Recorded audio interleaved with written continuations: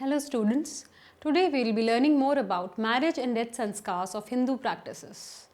The things which you will be learning in this topic are introduction to marriage sanskars, significance for marriage for men, women and society, types of marriage, marriage ceremonies, conception of death in Hinduism, death sanskars and summary.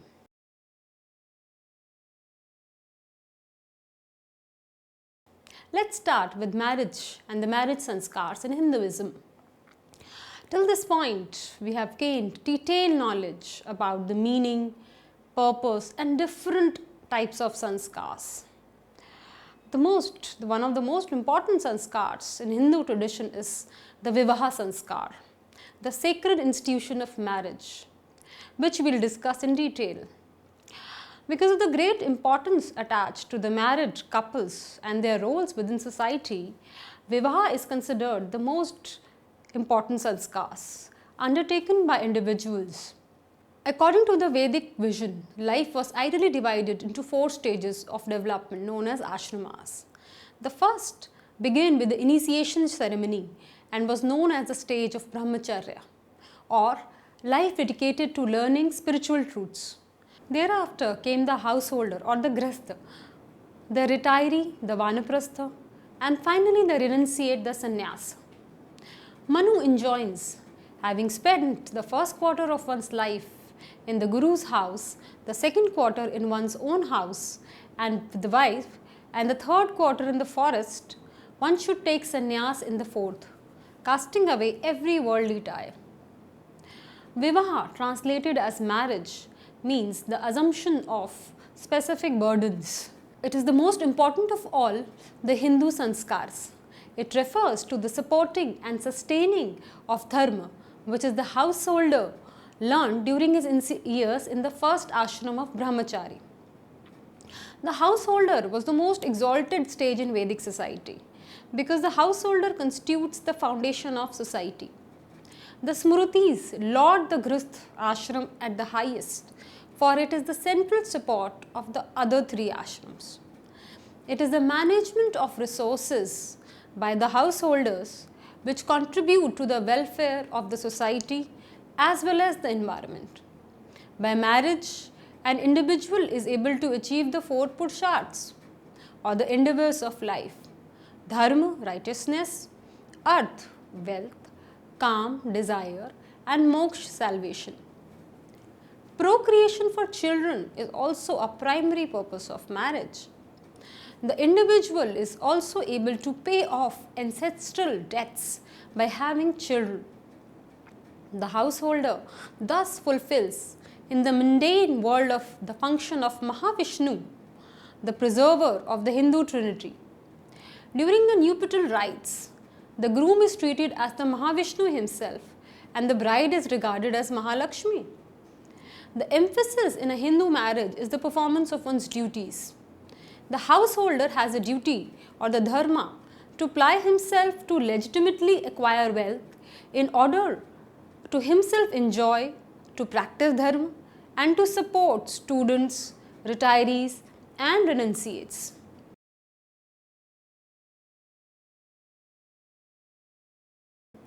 Let's discuss what is the significance for marriage for men, women and society. In addition to being a religious sacrament, Hindu marriage is also regarded as an important social institution.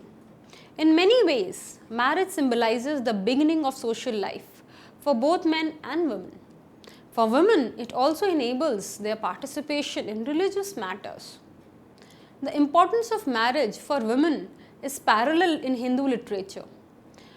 Unmarried goddesses are often portrayed as dangerous and uncontrollable, as in the case of Mariamman, the fever goddess, reinforcing beliefs surrounding the inauspiciousness of unmarried, divorced or widowed women.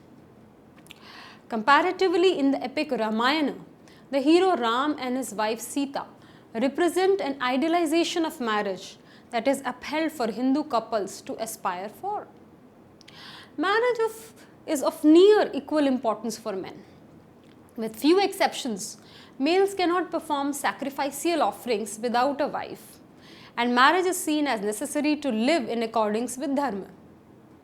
This importance is likewise symbolized within Hindu religious mythology, and unmarried gods may be depicted as powerless. For example, in one of the representations, the god Shiva is a corpse until his marriage to Shakti animates him. For developing a stable and ideal society, marriage has been regarded as an essential element in all cultures of the world. A society without loyal marital ties tend to degrade. It is said that promiscuity was one reason for the downfall of the Romans. By marriage, both an individual and society, while remaining within the moral norms, can progress together. Simultaneously, it does not cause harm to others nor infringe upon one's independence. This sanskars boost the cultural values and dharma. It upholds and promotes moral righteousness and self-control.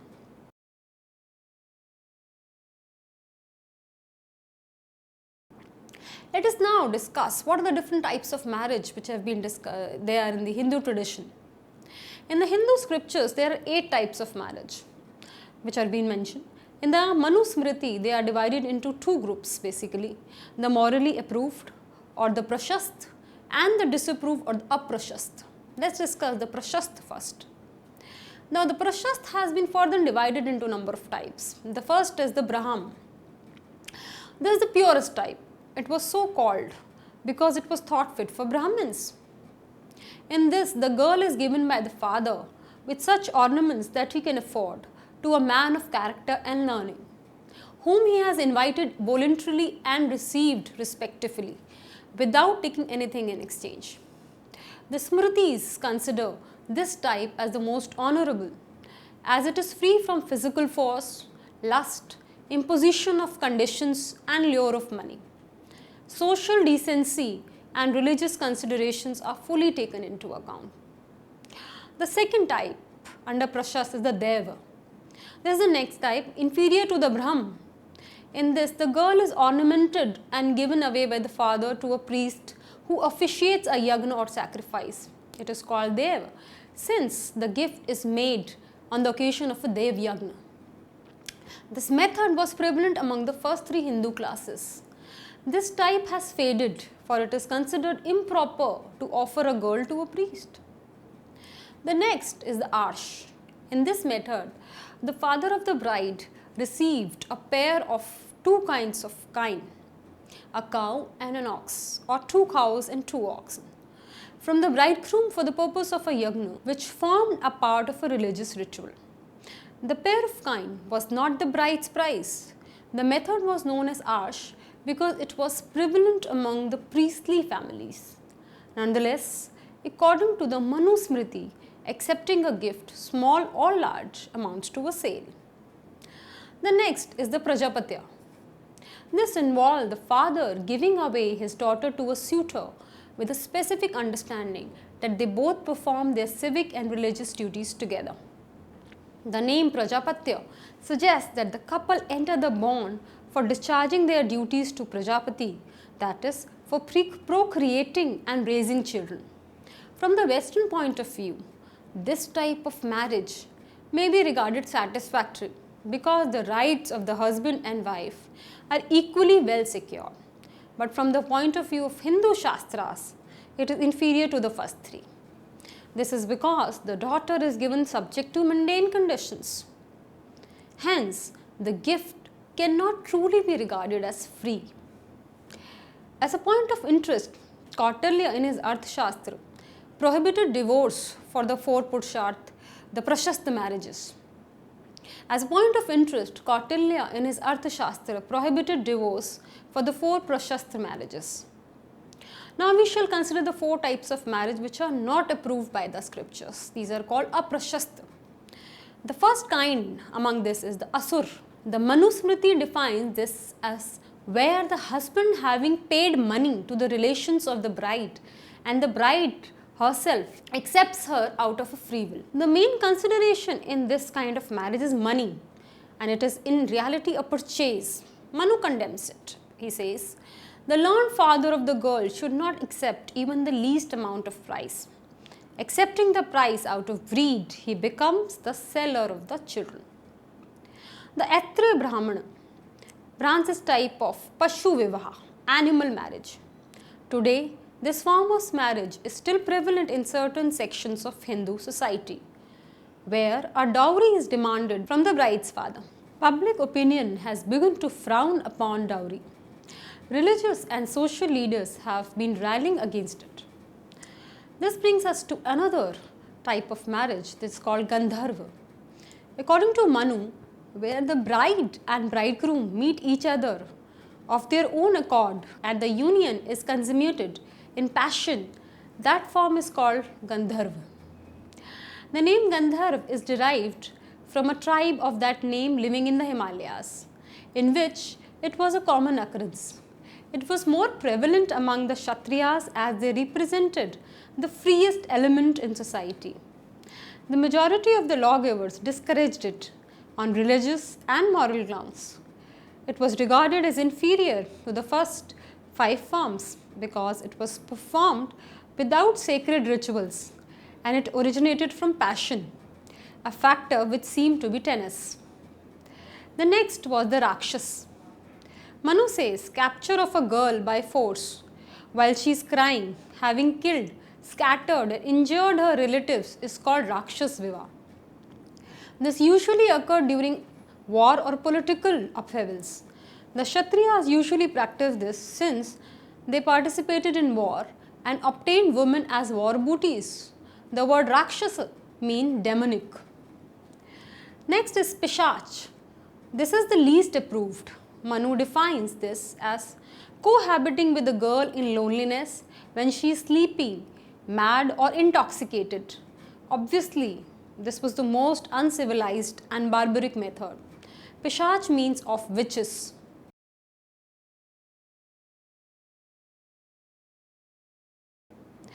Now we will discuss the ceremonies and associated rituals of Hindu marriage. The actual wedding ceremony varies considerably from place to place. However, one of the authors, Sharma, outlines 6 rites commonly observed. The first is Madhuparka, in which the groom and his party arrive at the bride's house, traditionally on a horseback. They are received by the bride's family and the groom is honored as a deity. The second element is that of Kanyadan. This is where the father gives his daughter to the groom and the couple lights a fire in the sacrificial pit. During Panigrahana, the groom takes the bride by the hand and presents her with a Mangal Sutra or pendant that is tied around her neck. Rodrigues describes this pendant to be similar in nature to the Yagyopavid that is given to twice born males at their Upnayan ceremony. Following the ritual of Panigrahana, the bride steps on the north stone by sacrificial fire. This is known as Asmarohana and symbolizes the couple's strength against their enemies. During Asmarohana, the bride throws 3 oblations of rice into the fire, which is called Laj Homa. The final rite during the wedding ceremony is considered the most important and is what legally seals the marriage. This is called the Saptapadi. The bride and groom circle the sacred fire 7 times with corners of their garments tied together, also known as the 7 steps. Each step symbolizes a different aspect of the marriage, such as friendship, wealth and fertility. By taking the 7th and final step, the marriage is made official.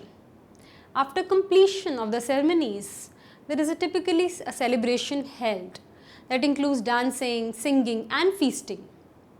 Varagraha Prasthana marks the bride's departure from her family's home to her husband's, where she will remain during the course of her marriage under her in-laws' care. Consummation of the marriage does not take place until 3 days after the marriage ceremony and is known as Katurthi Karma. As India has a rich and diverse cultural heritage, the actual ceremonies and rituals vary from one subculture to the other. At some places in India, particularly the South India, the ceremonies are more elaborate.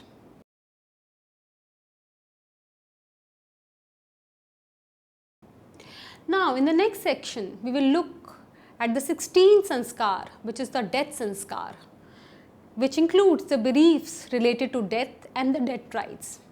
It is important to understand that how death is conceptualized in Hinduism. Death in Hinduism is not seen as a dreadful necessity, but as the greatest opportunity for liberating oneself from this sansar, the cycle of rebirth. According to sage Bodhyana, the sanskars performed while alive help one conquer the earth, and that performed at death helps one conquer heaven. Life and death constitutes a continuous process. The concept of reincarnation is the basis of Hinduism. Death is not seen as an end, but merely another stage on the seemingly endless road to self-realization and unification with the divine. The body is a mere vehicle to carry the consciousness. Death and cremation are the processes that allow the spirit from the dead body to leave this world and enter the ancestral realm. Basically, with few exceptions, the Hindu rites at the time of death and the procedures for cremation are fairly uniform throughout the regions of India. This conformity in rituals across Vedic, epic, Puranic and Agamic periods and on into modern practice is remarkable.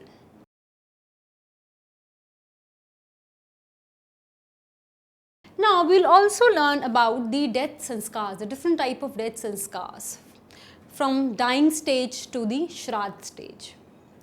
The first is while the person is dying. When a person ascertains that he or she is about to die, the priests are invited and worship is offered to the family deity or to Lord Vishnu through the Shalagram stone. The dying one prays for forgiveness for all the sins committed during the lifetime. If he or she is incapable, the eldest son performs the rite of the absolution on their behalf and charity is given to the poor. The dying person is also transformed from the bed to the floor. There are two reasons for this. First of all, it facilitates in the process of chanting and the rites which are being performed, since the Brahmins themselves are seated on the floor, and also to help the dying person to die with as much awareness as possible. Secondly, the bed would have to be discarded if someone was allowed to die in it. All weeping is discouraged because this affects the consciousness of the dying person and causes feelings of attachment and guilt to rise. Thereafter, the sacred water and tulsi leaf are then administered to the dying person, and the priest and the family members begin the chanting of the hymn of the 1000 names of Lord Vishnu. It's also called Vishnu Sahasranam Strotam. The idea is that the thought which occupies the mind at the time of death conditions the future birth. If one dies concentrating on the Supreme Lord, then liberation will be obtained. During these days of mourning, it is customary to arrange for the daily reading of the Garud Puran, which deals with the subject of death and rebirth and experiences in the afterlife. Now I will read about the Antyeshti or the death rites. Antyeshti or cremation is the main ritual for disposing of a body in Hinduism and the final sanskar in the Hindu's life. Cremation of the dead is considered as sanskar because it is changing the state of the person from one realm to another. It is viewed as a medium between life and the ancestral realm. Yajurved regards Vivaha as the 16th sanskar, while Rigved considers Antyeshti. Though performed after the death of a person by his relatives, it is of importance because the value of the next world is higher than that of the present. The final rituals are performed with meticulous care with the help of Brahmin priest. The first ritual after death is to place a few tulsi leaves and few drops of Ganga water in the mouth of the dead person. It is then laid on the floor, which has been purified by applying the sacred cow dung. The old clothes are removed and the body is bathed with sanctified water. The body is then covered with one piece of new, unbleached, uncut cloth, which is also called kafan. It is then laid on a bier made of bamboo canes tied with jute strings. The family members then take the body to the cremation pyre, all the while chanting the Lord's name. After the body is laid on the funeral pyre, ghee is poured over it and the fire kindled by the nearest relative. Sesame seeds are also sprinkled onto the fire as a form of puja. The latter two steps are obviously not possible where an electrical is used for cremation. The fire lighted in the Vivaha ceremony was later by tradition taken to the house and kept kindled in an altar throughout life.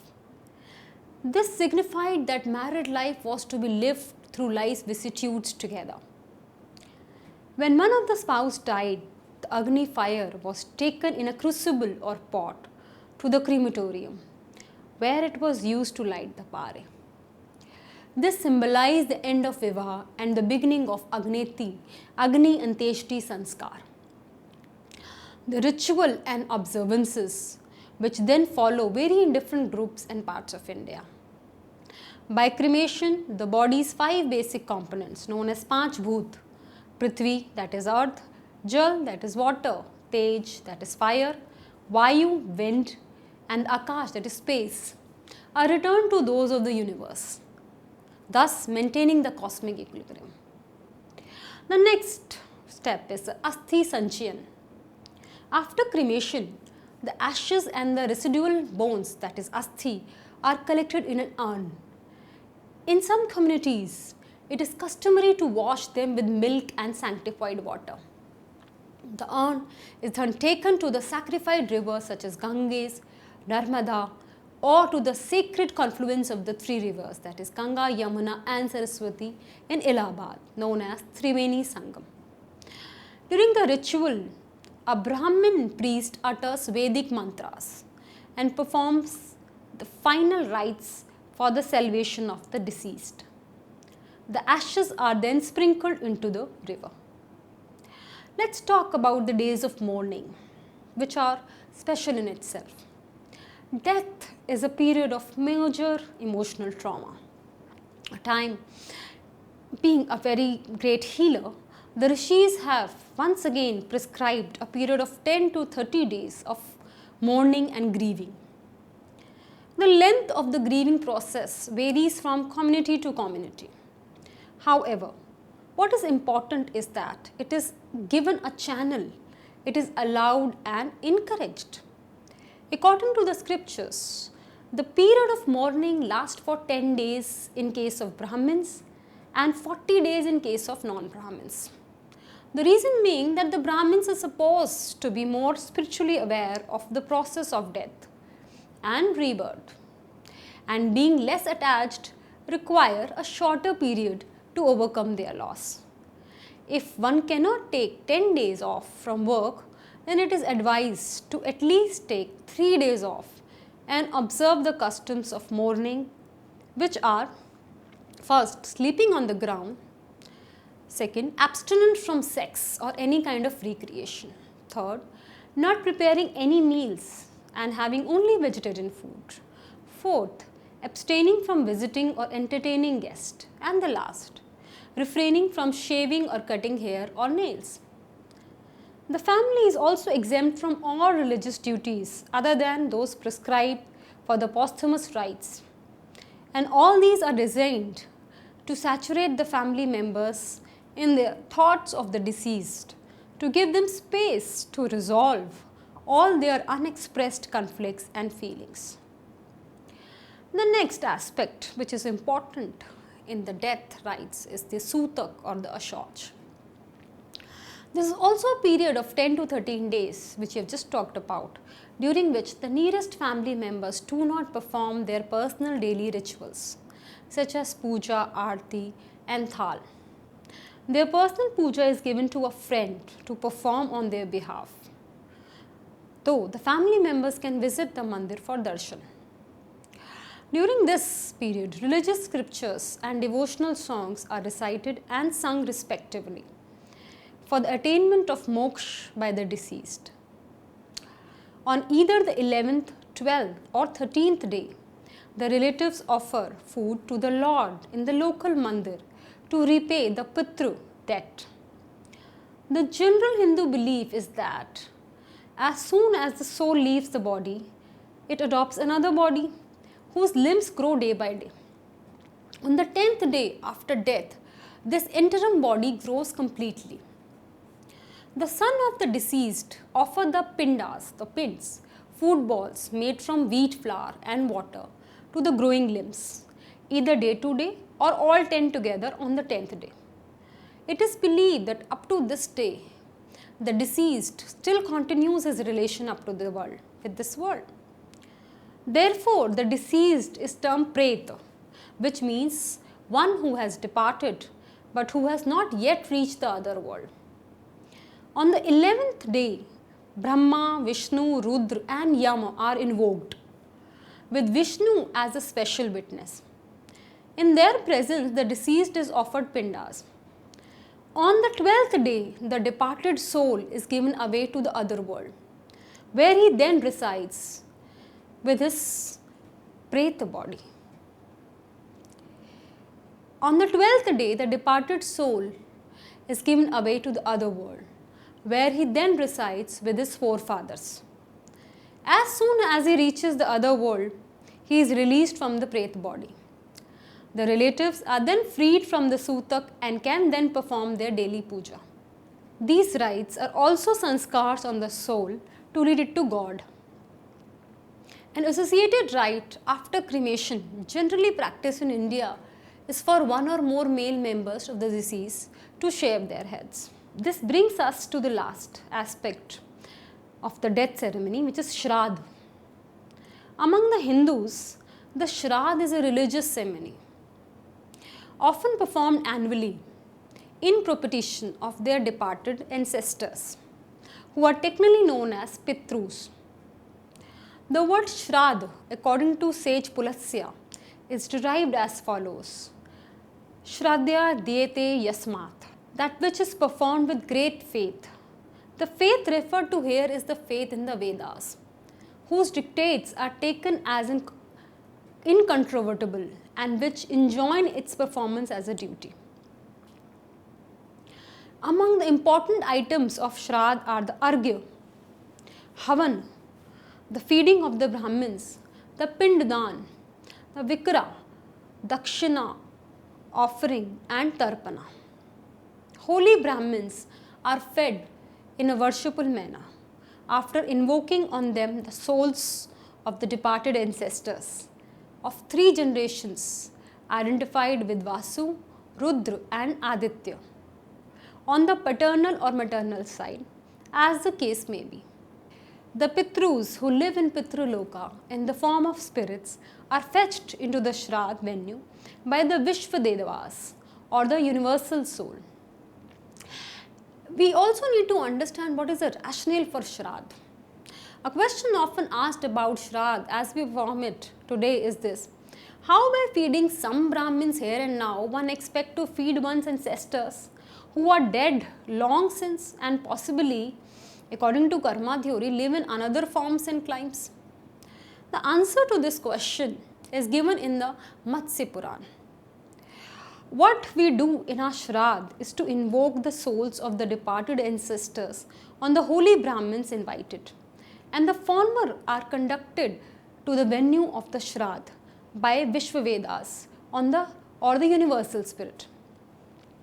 Thus, for practical purposes, the spiritual bodies or souls of our ancestors identified with the Vasu, Rudra and Adityas, who are the Shradha deities, are present and we worship them.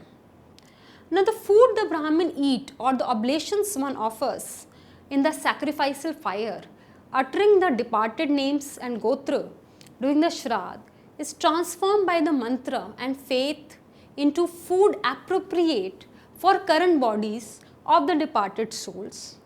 And this food is carried to them by celestial messengers, Agni, the god of fire, or the Vasu, Rudras, etc., who have access everywhere and gratify the Pitrus. If, for instance, the ancestor had been born as an angel, the oblation goes to him as nectar.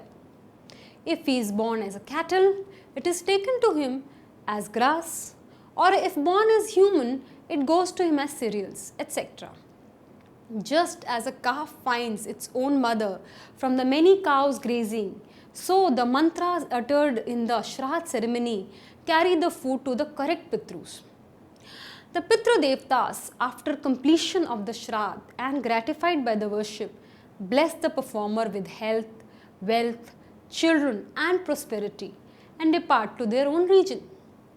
It has been pointed out by Smriti writers that failure on the part of the descendant to perform the Shradha rite will invite the wrath of departed souls. Whatever the religious merit or otherwise of Shradha, it has the psychological merit, namely, it definitely helps us recall with affection and gratitude the memory of our elders and benefactors, which is an ennobling experience. Other than the regular death rituals, there are separate rituals for unnatural deaths, small children, pregnant women and accidental deaths.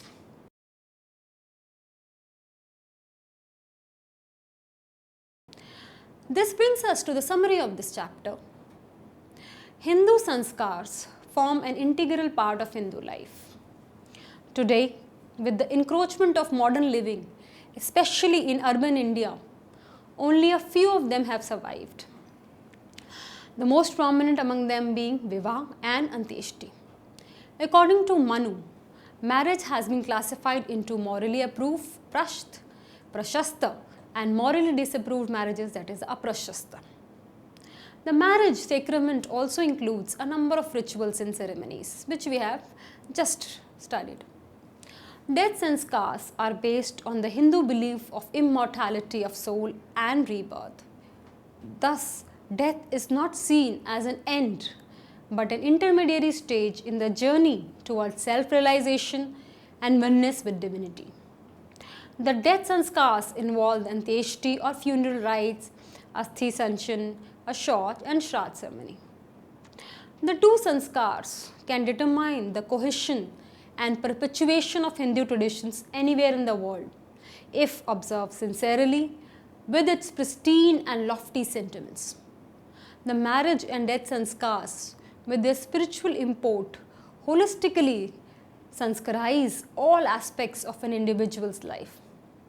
The sanskars bring together family members, close relatives, and friends, hence increase the cohesiveness of the family unit.